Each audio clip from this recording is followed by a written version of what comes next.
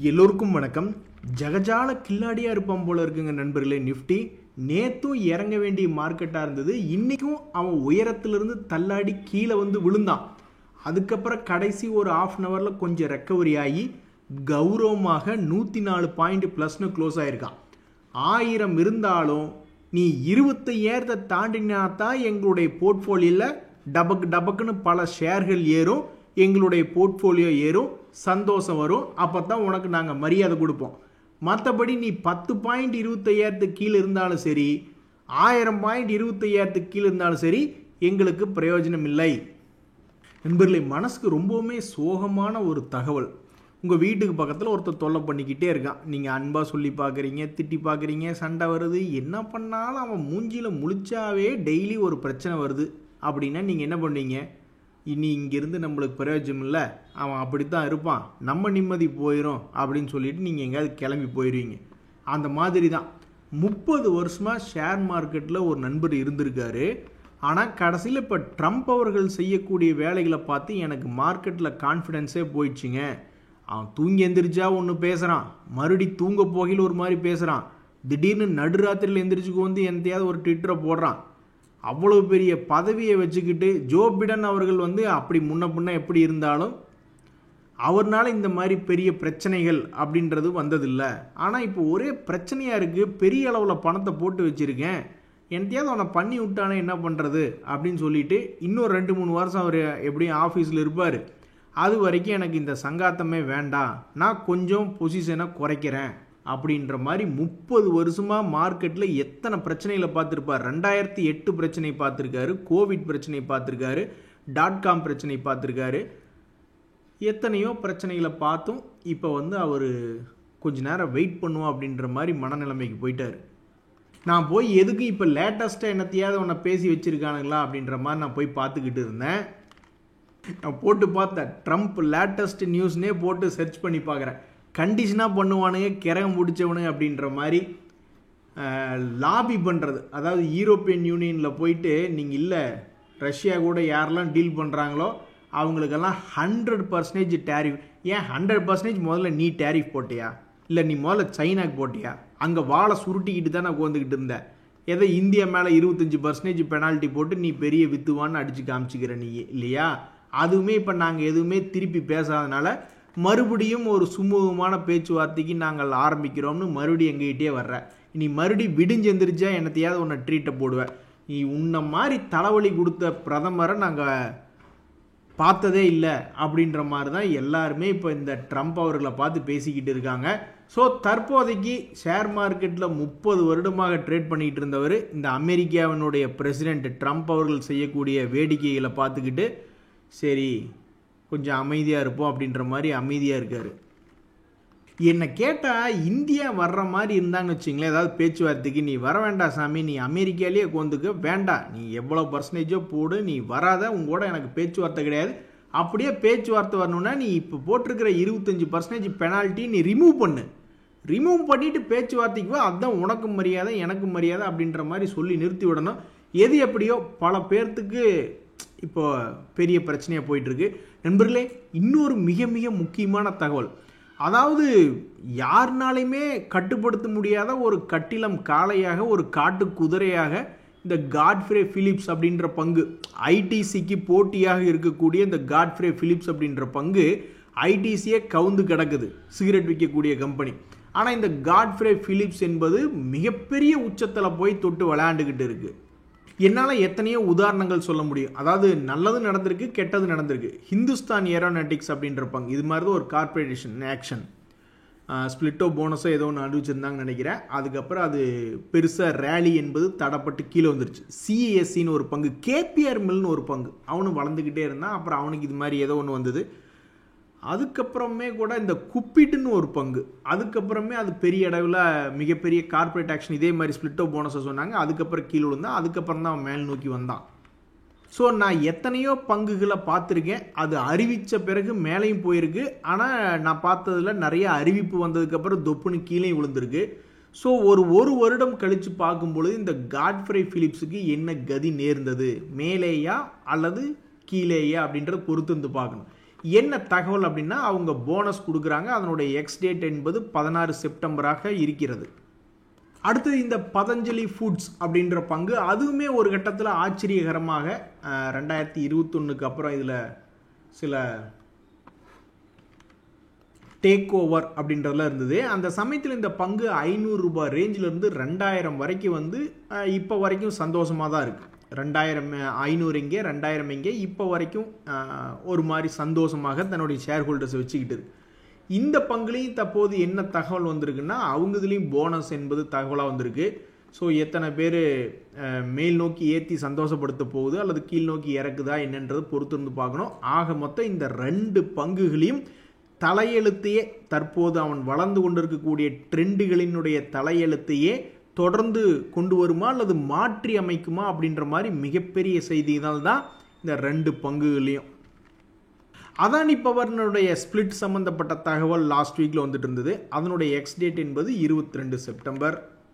அது சில வருடங்களுக்கு முன்னாடியெல்லாம் ஓரளவுக்கு நல்லா தான் சம்பாரிச்சு கொடுத்துருக்கு. 2023 கூட திடீர்னு பயங்கரமான கிராஷ், 150 ரேஞ்சுக்கு போயிட்டு மறுபடி 800 900 வரைக்கும் போயிட்டு மறுபடி கீழே வந்துட்டு இப்போ இந்த வருஷத்தில் கூட ஒரு 50% பக்கம் ரெக்கவரி என்பது பண்ணியிருக்கு. ஸோ இந்த பங்குனுடைய ஸ்பிளிட்டுக்கு அப்புறம் இது எந்த மாதிரி விளையாட போகுது அப்படின்றது தெரியல. ஸோ இந்த 3 பங்குகள்லையுமே ஒரு மிகப்பெரிய தகவல் அப்படின்றது இதுதான். நண்பர்களே, ஒரு சோகமான விஷயம். எல்லாரும் அவங்களுடைய ஹெல்த்தை பார்த்துங்க. இந்த ஏயு ஸ்மால் ஃபினான்ஸ் பேங்க்லேருந்து ஒரு அப்டேட் வருது. எங்கள் கம்பெனிக்கு ரொம்பவுமே ஹெல்ப் பண்ண ரொம்பவுமே பாடுபட்ட சிஎஃப்ஓ விமல்ஜின்னு நாங்கள் எல்லோரும் பாசமாக கூப்பிடுவோம். ஆனால் அவர் வந்து இன்றைக்கி காலையில் கார்டியாக் அரெஸ்ட்னால இறந்துட்டார். தற்போதைய நிலைமையில் இந்த ஏயு ஸ்மால் ஃபினான்ஸ் பேங்க் பல வருடங்களாக இறங்குவது ஏறுவதுமாக ஒரு குறிப்பிட்ட லைனுக்குள்ளேயே போயிட்டு இருந்தது. இந்த 2025 கூட பார்த்தீங்கன்னா இப்போ சமீபத்தில் ஒரு 70% தன்னுடைய லோவிலிருந்து ஏறி தன்னுடைய ஹையை தொட்டுட்டு இப்போ 2 days மூவிங் ஆவரேஜ் கிட்டே ட்ரேட் ஆகிக்கூடிய பங்கு. இதில் இப்படி ஒரு தகவல் வந்திருக்கு, இந்த மாதிரி அவங்களுடைய சிஎஃப்ஓ இறந்துருக்காரு அப்படின்ட்டு. ஸோ இதிலேருந்து என்ன முதல் முக்கியமான விஷயம், நம்மளுடைய ஹெல்த்தை முதல்ல நல்லபடியாக பார்த்துக்கணும். எக்ஸசைஸ் எல்லாம் ரெகுலராக பண்ணணும். அதுக்கப்புறம் தான் ஷேர் மார்க்கெட் என்பதெல்லாம். ஒரு நண்பரோட எப்படி கேள்வி கேட்குறாருன்னா, இந்த டிவிடெண்டு வேணும் அப்படிங்கிற கோசரமே ஒரு ஷேரில் இன்வெஸ்ட்மெண்ட் பண்ணக்கூடாது அப்படின்னு ஒரு கருத்து இருக்குது, அது உண்மை அப்படின்றாரு. எனக்கு தெரிஞ்சு அப்படி இல்லைங்க. ஷேர் மார்க்கெட்டில் பணம் பயங்கரமாக சம்பாரிச்சிருக்கக்கூடிய இந்த வாரன் பஃபட் அவர்கள்லாம் கூட என்ன சொல்கிறாருன்னா, நீ கொண்டே ஒரு இடத்துல பணத்தை போடுறீன்னா அது உனக்கு ஏதாவது ஜென்ரேட் பண்ணி கொடுத்துக்கிட்டே இருக்கணும். ஒரு டிவிடெண்டாகவோ அது ஏதாவது ஒரு வகையில் பணம் ஜென்ரேட் பண்ணி கொடுக்கணும். இப்போ இந்த நவீன காலத்தில் நிறைய பேர் பெரிய ஆளுக ஆயிருக்காங்க. நம்ம இதுலேயே வந்து பார்த்தீங்கன்னா இந்தியாவிலேயே வந்து இப்போதைக்கு நிறைய பேர் பெரிய பெரிய பணக்காரங்க ஆயிருக்காங்க. எப்படி அப்படின்னு பார்த்தீங்கன்னா, ஏதாவது ஒரு சின்ன கம்பெனி மைக்ரோ கேப் அல்லது ஸ்மால் கேப் கம்பெனிஸ் வந்து பெரிய க்ரோத் ஆகும் அடுத்த 2-3 வருஷத்தில் அப்படின்ற மாதிரிலாம் சில கணக்கு போட்டு அதில் என்ட்ரு ஆகக்கூடிய சில பேர் இருக்காங்க. ஆனால் யாருமே எனக்கு தெரிஞ்சு டிவிடெண்டுக்காக நீ போய் ஷேரில் இன்வெஸ்ட்மெண்ட் பண்ணக்கூடாது, லாபத்துக்காக மட்டும்தான் போடணும்னு யாருமே சொல்ல மாட்டாங்க. ஏன் அப்படின்னா, பெரிய பெரிய மியூச்சுவல் ஃபண்டுகளே வந்து வெளியிடும் போது அவங்க என்ன சொல்லுவாங்கன்னா, அவங்களுடைய இன்வெஸ்ட்மெண்ட் அப்ஜெக்டிவே லாங் டேர்மில் தான் நீங்கள் அசட் ஜென்ரேட் பண்ண முடியும். லாங் டேர்ம் அசட் ஜென்ரேட் பண்ணுறோன்னு நினைக்கிறவங்களுக்கு தான் இந்த மியூச்சுவல் ஃபண்டு அப்படின்ற மாதிரி தான் அவங்களுடைய அப்ஜெக்டிவே செட் பண்ணுவாங்க. இந்த வருண் பிவரேஜஸ் அப்படின்ற ஷேர் ரொம்ப நாளாக இறங்கி கிடக்கிற மாதிரி நம்மளுக்கு ஒரு ஃபீலிங் இருக்கும். ஆனால் சமீபத்தில் தன்னுடைய ஹையிலிருந்து 11%, 10% பக்கம் தான் இறங்கி இருக்கக்கூடிய இந்த வருண் பிவரேஜஸ் அப்படின்ற பங்கு, இதில் இவங்க என்ன தகவல் வெளியிட்டிருக்காங்க பார்த்தீங்கன்னா, இப்போ இந்த ஜெஃப்ரீஸ்னுடைய ஒரு ஃபாரம் நடக்குது, இந்தியா ஃபாரம் நடக்குது, அதில் நாங்கள் பல இன்வெஸ்டர்களை மீட் பண்ண போகிறோம் அப்படின்ற ஒரு தகவல் வெளியிட்டிருக்காங்க. இந்த தகவல் இந்த வருண் பிவரேஜஸ்க்கு உதவி செய்யுமா அப்படின்றது பொறுத்து இருந்து தான் பார்க்கணும். இன்னைக்கு ரொம்பவுமே மோசமாக திடீர்னு தலைகுப்புற விழுந்த பங்குகளில் சிலது இருக்குது. அதில் எப்படி ஒரு ஆக்சிடென்ட், எப்படி ஒரு கோஇன்சிடென்ஸ் அப்படின்றது பாருங்கள். ஜேஎம் ஃபினான்ஷியல் அப்படின்ற பங்கு நல்லா கவனிச்சு பாருங்கள், 7.5% இறங்கியிருக்கு. இந்த கார் ட்ரேட் அப்படின்ற பங்கு அது 10% இறங்கியிருக்கு. ஒரு கட்டத்தில் எல்லாம் இது மிகப்பெரிய ஒரு வீழ்ச்சியில் இருந்தது இந்த கார் ட்ரேட். என்ன காரணம்னா, இந்த கார் ட்ரேடு கீழே இறங்கினதுக்கு காரணம் இந்த ஜேஎம் ஃபினான்ஷியல் அவங்களுடைய ரேட்டிங்கை வந்து அப்கிரேட் பண்ணியிருக்காங்க. அதாவது அவங்களுடைய ரேட்டிங்கை வந்து எப்படி சொல்லியிருக்காங்க அப்படின்னா டவுன் கிரேட் அப்படின்ற மாதிரி அவங்களுடைய ரேட்டிங்கை மாற்றி அமைச்சிருக்காங்க. இந்த தகவல் வெளியே வந்த உடனே இனிமேல் உலகத்தில் இப்படி நடந்ததுன்னா யோசிச்சு பாருங்க, யாருமே அவங்களுடைய ரேட்டிங்கை வெளியிட மாட்டாங்கன்னு நான் நினைக்கிறேன். இந்த தகவல் அப்படின்றது இருக்கும் பொழுது மார்க்கெட்டில் இந்த கார் ட்ரேட் அப்படின்ற பங்கும் எதை சொன்னமோ அந்த பங்கும் 10% இறங்கிடுச்சு. யார் சொன்னாங்களோ அவங்களுடைய பங்கும் 7.5% இறங்கிடுச்சு. இனிமேல் எங்கள் யாருக்காவது நீங்கள் சொல்லடி போடுவீங்க அப்படின்ற மாதிரி சில பங்குகள் நினச்சிக்கிட்டு இருப்பாங்க. அதில் இன்னொரு லக் அடிச்சிருக்குது பாருங்கள். எப்படிங்க உங்களுக்கெல்லாம் மட்டும் இப்படி அமையுது, பயங்கரமான பெரிய மச்சம் இருக்கும் போலையே அப்படின்ற மாதிரி இந்த டூரிஸ்ட் ஃபினான்ஸ் கார்பரேஷன் அப்படின்ற பங்கில் அவங்களுடைய எக்ஸ் டேட் என்னைக்கு அந்த ஸ்பிளிட்டுக்கு அப்படின்ற தகவல் சொல்லியிருக்காங்க. அதாவது ஏறிட்டே போய்கிட்டு இருக்கான் ஒரு பங்கு, என்னைக்கு ஸ்பீடு பிரேக் போடுவாங்கன்னு தெரில. ஆனால் உச்சத்தில் இருக்கும்போது இந்த பங்கை வந்து பிரித்து விட போகிறாங்க, ஸ்பிளிட் என்பது நடக்க போகுது. ஸோ உச்சத்தை ஒன்றே நோக்கமாக கொண்டு ஏறிக்கொண்டிருக்கக்கூடிய இந்த டூரிசம் ஃபினான்ஸ் கார்பரேஷன் அப்படின்ற பங்கு தற்போதுக்கு மிகவும் அருமையாக இந்த வருஷம் ஸ்டார்டிங்கில் 125 ரூபா இருந்தது, இப்போ 350 ரூபா இருக்குது. இந்த சமயத்தில் இதனுடைய ஸ்பிளிட் சம்பந்தப்பட்ட தகவல் என்பது இருக்குது. அதனுடைய எக்ஸ் டேட் என்பது 19 செப்டம்பர். இனி இவன் ஒரு 6 மாதம் கழித்து எடுத்து பார்த்தா தான் இவனுடைய ஓட்டம் என்பது தடைப்பட்டு நிறுத்தப்பட்டதா இந்த ஸ்பிளிட்டுனால அப்படின்றத பொறுத்து இருந்து தான் பார்க்கணும். நண்பர்களே, இந்த கத்தோலிக் சிரியன் பேங்க் அப்படின்றது மிகவும் முக்கியமான ஒரு ஆச்சரியகரமான பங்கு சமீபத்தில் கடந்த 2 மாதத்தில். ஏன்னா ரொம்பவுமே ஷார்ப்பாக கீழே விழுந்தான். அப்படி கீழே விழுந்தவன் என்ன பண்ணணும், இன்னும் தலைகுப்புற கீழே போய் விழுவான்னு பல பேர் நினச்சிக்கிட்டு இருந்திருப்பாங்க. ஆனால் திடீர்னு ஒரு 2 days மூவிங் ஆவரேஜ் கிட்ட சப்போர்ட் எடுத்தவன் மிகப்பெரிய ஒரு வளர்ச்சி. ஆனால் தன்னுடைய பல ஹையை மீட்டெடுக்கல.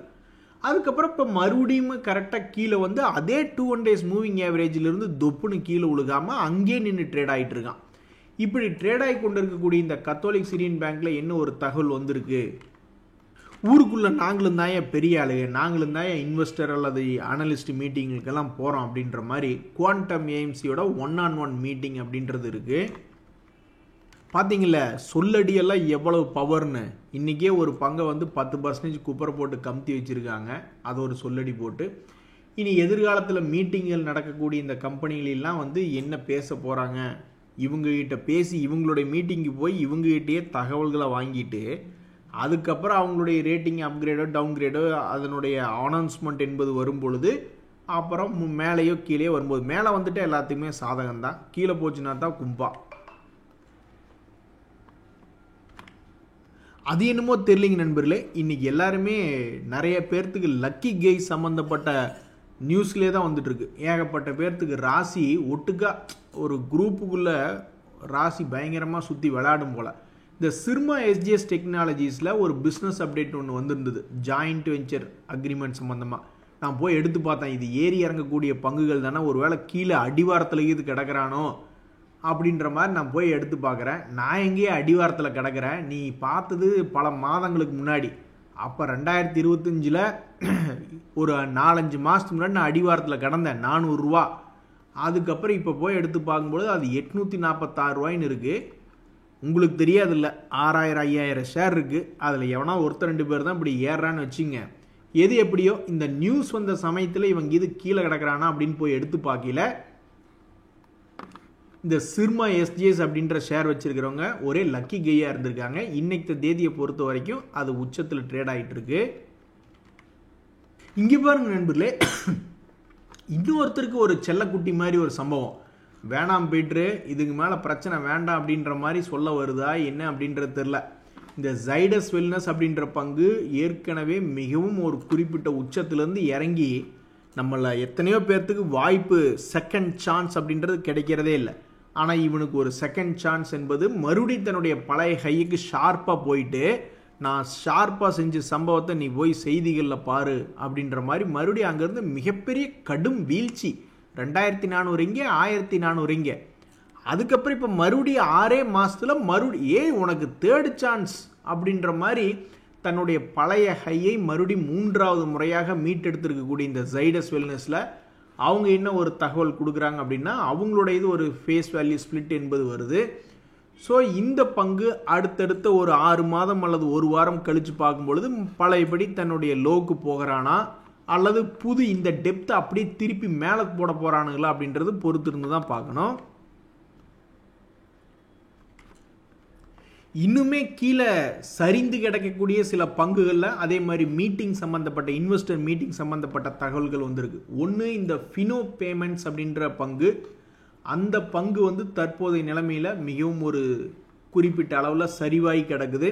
ஸோ இது கரெக்டாக 2 days மூவிங் ஆவரேஜ் கிட்ட இருக்கிறதுனால இதனுடைய பெரிய மூவ்மெண்ட்டுகளை ஏதாவது காட்டுமா, மேலேயோ கீழேயோ ஒரு 100 ரூபா ஏறி இறங்குமா அப்படின்ற ஒரு எதிர்பார்ப்பு இந்த ஃபினோ பேமெண்ட்ஸ் பேங்க் அப்படின்ற பங்கில் வந்திருக்கு. ஆவாஸ் ஃபைனான்சியர் சமீபத்தில் என்ன பண்ணான்னா 3 அக்கப்போர் பண்ணியிருக்கான். பெரிய வீழ்ச்சி, அதைய சில நாட்கள்லேயே ரெக்கவரி பண்ணியிருக்கான். மறுபடி கடும் வீழ்ச்சி, அதை கொஞ்ச நாள் டைம் எடுத்து ரெக்கவரி பண்ணியிருக்கான். இப்போ அதுக்கப்புறம் விழுந்ததை இப்போ வரைக்கும் ரெக்கவரி பண்ணல. ஸோ இந்த வருஷத்துலேயே இந்த வீழ்ச்சியை ரெக்கவரி பண்ண போகிறானா இல்லை அடுத்த வருஷத்துக்கு இந்த வீழ்ச்சி கண்டினியூவாக எடுத்துகிட்டு போக போகிறானா அப்படின்றது தெரில. பட் இப்போதைக்கு சமீபத்தில் ஏறி இறங்கி விளையாண்டு கொண்டு இருந்த ஒரு ஆவாஸ் ஃபைனான்சியர்ஸ் அப்படின்ற பங்கினுடைய விலை கடும் வீழ்ச்சியாக ஆல்மோஸ்ட் 1 year லோ அப்படின்னு வந்து ட்ரேட் ஆகிட்டு இருக்கு. அடுத்தது இந்த பங்கினுடைய விலையினுடைய மூவ்மெண்ட் எப்படி இருக்கும் அப்படின்னு பார்க்கறதுல பல பேர் ஆர்வமாக இருக்காங்க. இந்த சமயத்தில் இந்த மாதிரி இன்வெஸ்டர் மீட்டிங் சம்மந்தப்பட்ட தகவல் இந்த ஆவாஸ் ஃபைனான்சியர்ஸ் அப்படின்றதுல வந்திருக்கு. அடுத்து வரக்கூடிய ரிசல்ட் சீசன்லேயும் இது என்டர் ஆகுது. ஸோ அந்த ரிசல்ட் சீசனில் தன்னுடைய இழந்த பெருமையை மீட்டெடுக்குமா அல்லது இன்னும் வீழ்ச்சி அப்படின்றது தெரில. தற்போதைய நிலைமையில் இவன் எதாக இருந்தாலும் ரொம்ப வேகமாக மூவ்மெண்ட் காட்டக்கூடியவனாக இருந்துக்கிட்டு வர்றான் இந்த ஆவாஸ் ஃபைனான்சியர்ஸ்.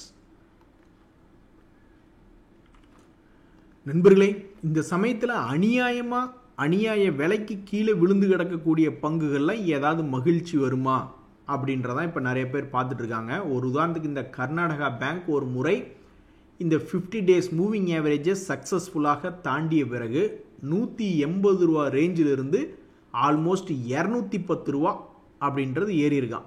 இப்போ மறுபடியும் அதே 180 ரூபா ரேஞ்சுக்கு 50 days மூவிங் ஆவரேஜ் பக்கத்தில் வந்து ட்ரேட் ஆகிட்டு இருக்கு. ஸோ இதனுடைய எதிர்காலம் எப்படி ஒரு 3 மாதம் கழித்து ஒரு மாதத்துக்கு 10 ரூபா கணக்கில் ஏறி இருப்பான் போல். இந்த வருஷம் முடியும் பொழுது இந்த 2025 ஹை கிட்ட இதே மாதிரி ஒரு 3 மாதம் கழித்து ஒரு மாதத்துக்கு 10 ரூபாயின்னு ஏறி இந்த நியூ இயர் சமயத்தில் ஒரு 210 ரூபா வராதா அப்படின்னு பல பேர் ஏங்கி பார்த்துக்கிட்டு இருக்காங்க. இன்னும் சில பேர் நீ ஏன் மாதத்துக்கு 10 ரூபா ஏறுற, மாதத்துக்கு ஒரு 20 ரூபாயா கீழே இறங்கி எப்படி 3 மாதத்தில் 15-30 ரூபாய்க்கு மேலே இறங்குனியோ அதே மாதிரி இன்னொரு 30-40 ரூபாய் இறங்கி நீ ஏன் 150 ரூபாய்க்கு வரக்கூடாது, இன்னும் கொஞ்சம் சீப்பான ப்ரைஸாக எங்களுக்கு இருக்குமே அப்படின்னு ஒரு குரூப். இப்படி மாற்றி மாற்றி யோசிக்கக்கூடிய குரூப்புகள். ஆக மொத்தம் இன்றைக்கி கர்நாடகா பேங்க்கில் இத்தனை நாள் இல்லாத ஒரு மூவ்மெண்ட் என்பது இன்றைக்கு நடந்திருக்கு. ஸோ இந்த 178 ரூபா அப்படின்ற விலையை மையமாக வச்சுக்கிட்டு கீழே ஒரு 10 ரூபாயா அல்லது மேலே ஒரு 10 ரூபாயா நீ என்ன மூவ்மெண்ட் பண்ண போகிற இந்த மாதத்தில், செப்டம்பர் மாதத்தில் அப்படின்ற ஒரு கேள்வி பல பேர்த்துக்கு வந்திருக்கு. ஸோ லோ ரேட்டில் ட்ரேட் ஆகி கொண்டிருக்கக்கூடிய பங்குகளில் முக்கியமான பங்குகளில் இந்த கர்நாடகா பேங்க் அப்படின்ற பங்குனுடைய விலையும் ட்ரேட் ஆகிட்டு இருக்கு. அடுத்தது இன்னுமே மிக கடும் வீழ்ச்சி அடைஞ்சு 50 days மூவிங் ஆவரேஜை தாண்டிய பங்குகளில் இந்த டாடா டெக்னாலஜிஸ் அப்படின்ற டாடா குரூப்பை சேர்ந்த ஒரு பங்கு இருக்குது. எந்த பங்குமே ஏறினதுக்கப்புறம் தான் தெரியும் அல்லது இறங்கினதுக்கப்புறம் தான் தெரியும் அப்படின்ற மாதிரி இது இறங்கினதுக்கப்புறம் தெரிஞ்சிருச்சு. ஓ, இவன் கும்பா குட்டி ஆயிட்டாண்டோன்னு. ஆனாலும் பாருங்கள், சமீபத்தில் இந்த டாடா எல்சி அப்படின்றது 2 நாளாக பாசிட்டிவில் இருக்கான். அவனு இந்த மாதிரி கீழே தான் கிடந்தான். அவன் ஒரு 5-10% ஏறினதுக்கப்புறம் தான் நம்மளுக்கு தெரியுது அப்படின்ற மாதிரி இந்த டாடா டெக்னாலஜிஸ் அப்படின்ற பங்கு 50 days மூவிங் ஆவரேஜ் இன்றைக்கி தாண்டி இருக்கு. அடுத்தடுத்த நாட்களில் இந்த பங்கு என்ன செய்யும், இந்த வருஷத்தினுடைய ஹை ஒரு 800 ரூபா ரேஞ்சு பக்கத்தில் திரும்பி வருமா இல்லையா அப்படின்றது ஒரு கேள்வியாக இருக்குது. ஸோ சென்டர் பாயிண்டில் இருக்குது. கீழே பார்த்தா 600 ரூபா, மேலே பார்த்தா 800 ரூபா, ரெண்டில் நீங்கள் எதை வந்து தொட்டு விளையாட போகிறீங்க அப்படின்னு பல பேர் பார்க்குறக்கு ஆர்வமாக இருக்காங்க. நன்றி, வணக்கம்.